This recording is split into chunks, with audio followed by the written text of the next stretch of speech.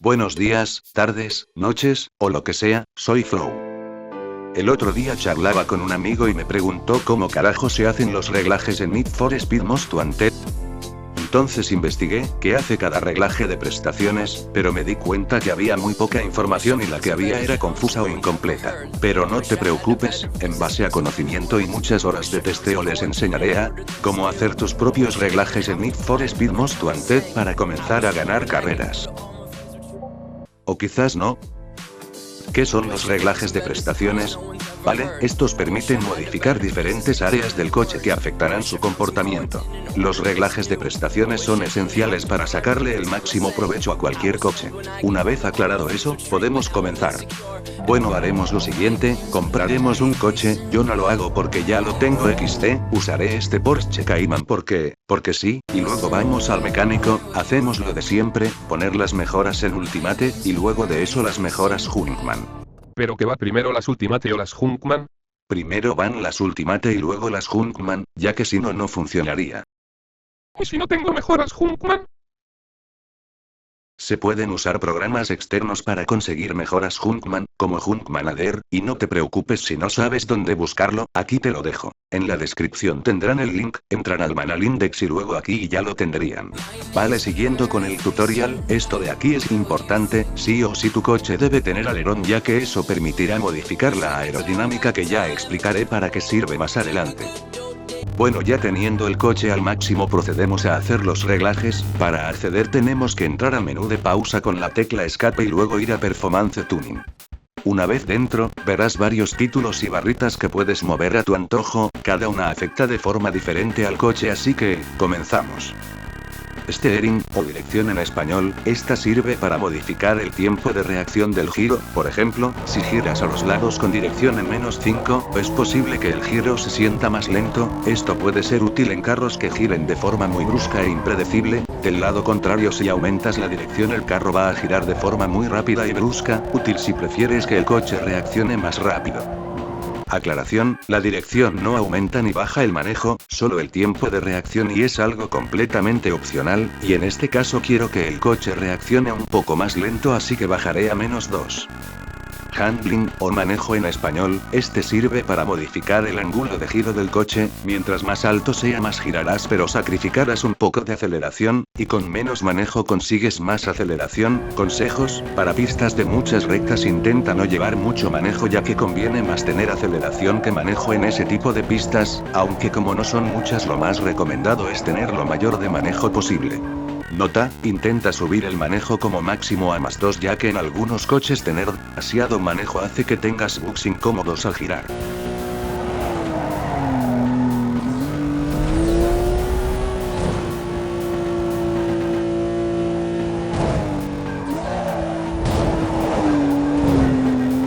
Ve probando subirlo lo más que puedas, y bajarlo cuando notes estos bugs. Braques, o frenos en español, esta es otra opción que puedes configurar a tu gusto, ya que no afecta mucho al correr. Al ubicar la barrita de frenos a la izquierda, ocasionas que los frenos traseros se activen más rápido, lo cual provoca que el freno sea más pesado y tardado, lo cual también provocará que el coche se gire un poco mientras frene. Por ejemplo, este Supra está usando los frenos en -5, por lo tanto, la frenada le hace perder el control. No obstante, perder el control es útil en carros de drift como este, mientras que, si subes la barrita de frenos, los frenos serán con la parte delantera del coche, brindando más estabilidad en la frenada y aumentando la potencia de la frenada. Tener el freno más alto suele ser útil para todo tipo de pistas, ya que es más estable y controlable. En cambio, tener freno bajo sirve para iniciar derrapes, como ya les enseñé. Este apartado es especialmente a gusto propio, ya que a algunos les gusta derrapar al frenar, mientras que algunos prefieren frenar más estable. Quiero hacer una pausa para recordarte que si te está gustando el video te recuerdo que puedes darle like, y ya si no es molestia suscribirte al canal, se agradecería mucho. Si tienes alguna duda o sugerencia puedes hacerla por medio de los comentarios, y sin nada más que decir, continuemos. Ride height, o altura en español, la altura es curiosa, mientras más baja sea el parámetro generalmente da mejor giro, pero en carreras con muchos brincos o imperfectos en la carretera puede tener problemas, además que mientras menos altura tenga el coche menos estabilidad tendrá. Por ejemplo, Note que el coche con una altura muy baja le cuesta sortear obstáculos llegando a dar pequeños brincos que quitan velocidad. Eso sí, tener menos altura hace que el coche tome mejor curvas cerradas. Al tener altura baja, el coche puede perder el control con mayor frecuencia. Ocurre un efecto similar a subir el steering, o sea, mayor velocidad de giro. Y como un dato extra puede aumentar un poco, pero solo un poco la aceleración.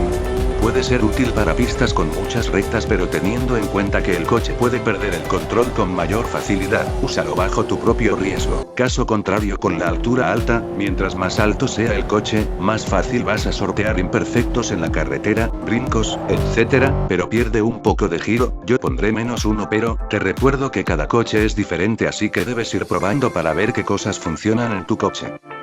Aerodynamics, o aerodinámica en español, este valor afecta tanto al correr como el manejo. Mientras más alto lo tengas, más agarre tendrás al suelo, por lo tanto sentirás el coche más pesado en los saltos, tomarás mejor las curvas.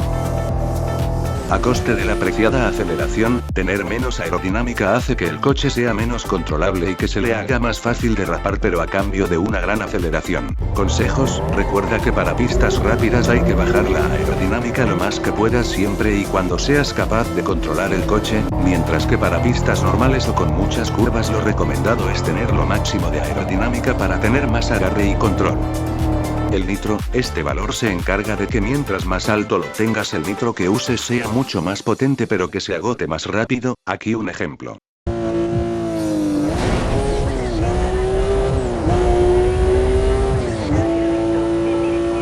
Mientras que si ubicas la barra a la izquierda, el nitro será menos fuerte pero durará mucho más. Aquí un ejemplo.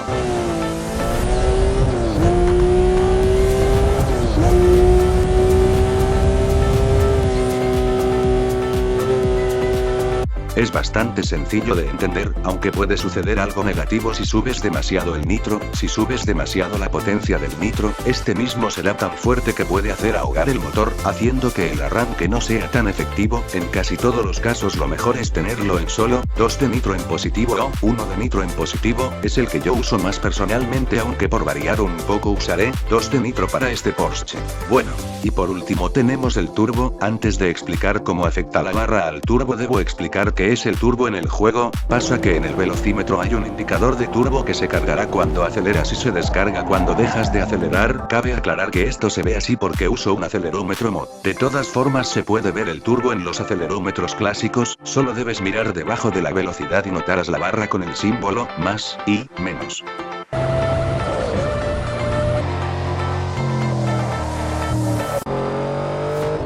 Según la info del juego, de forma resumida, ya que se habla de RPM y cosas así y no quiero enrollarme con eso, el turbo en valores bajos conviene más para pistas con curvas, mientras que el turbo al máximo conviene más en pistas con rectas. Con un turbo más bajo el coche tendrá más velocidad en curvas, pero le hará falta potencia en rectas. En cambio, con un turbo alto ocurre todo lo contrario.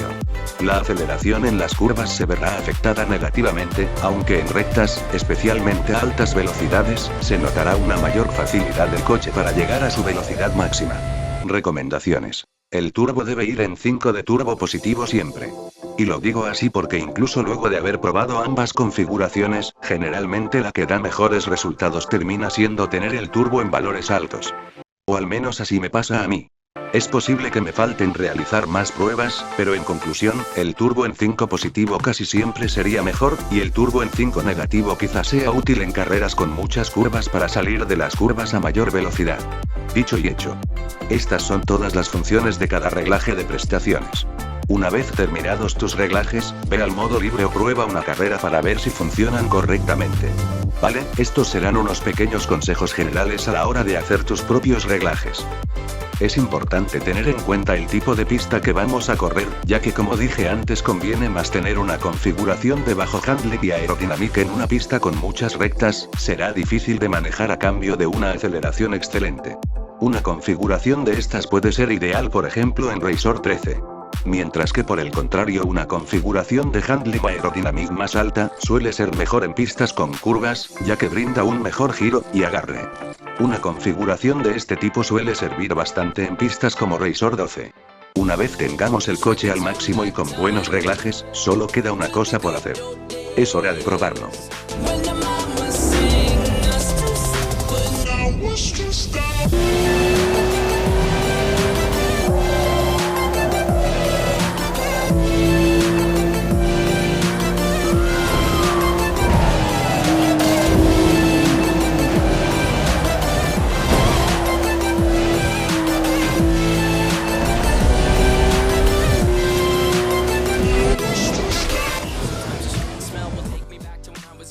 Bueno, eso fue todo, ahora ya tienes la base sobre cómo hacer tus propios reglajes, espero este vídeo haya sido de utilidad y si te gustó el vídeo no dudes en darle like o suscribirte, así quizá me motivo a hacer más vídeos como este, muchas gracias por ver, y más a los que me aportaron cosas útiles para que todo esto sea posible, créditos especiales a Manal, ADMT Mari, Gabo, y Tizi. Bueno, ahora que ya sabes cómo hacerlo, solo queda ponerlo en práctica en las calles. Y buena suerte con tus reglajes. Nos vemos en un próximo video.